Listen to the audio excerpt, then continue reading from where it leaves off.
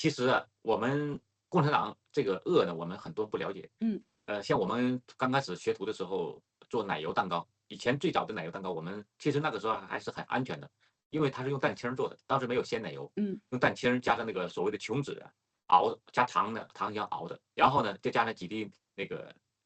橘子香精，这就是感觉是挺白的，大家都这么吃挺好。等到后来我们接触到所谓的车轮盘黄油，就嗯是全是反式脂肪，应该搁猪油、牛油，然后再加上那个氢化之后，再加上香精来做的，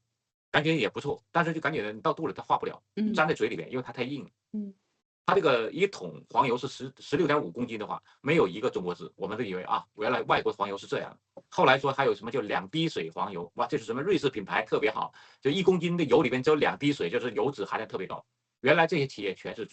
在中国生产的，而只对我们中国人销售。嗯在95年以后，当时有什么好利来生日蛋糕啊，在东北特别流行。那个生日蛋糕鲜奶油也是要，当时这一罐呢是1公斤的，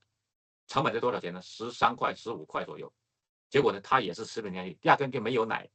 这叫发泡剂。我们吃起来，哇，原来是这样。结果来到日本才接触到什么是真正的鲜奶油。当时嗯中国也有，92年、93年我们接触到，原来是叫海拉尔奶油，就是给中南坑老杂毛特供的。所以在北京呢，像我们去买食材，后来呢，我稍微介绍，原来这是给中国人民大会堂特供的，这个有一个铁路专线，那里边的核桃啊，包括黄油啊，包括肉，包括各种坚果面类，都是从北方有个属于那种特供基地。所以真正的食材呢，我们老百姓是接触不到的，而嗯且你可能接触到你也是违法的。包括以前传说在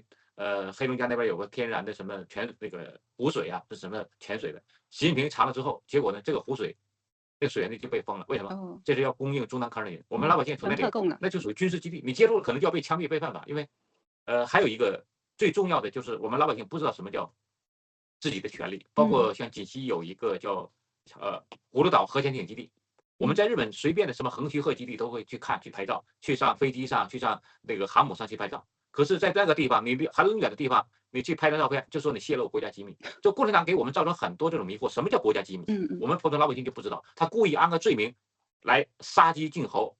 杀鸡吓唬这个猴啊，就是普通老百姓抓到一个人，威胁你们所有人，就那里边你不能去。其实那里边什么也没有，机密都在中南坑里边，老百姓怎么会大马路去照张怎么花花草草都涉及到那什么国家机密吗？就老百姓造成这种恐惧感，不让你去追求真相，也不让你们知道什么是好的坏的，什么都不知道，一切都要听党的，包括这食品安全、卫生安全都是一样。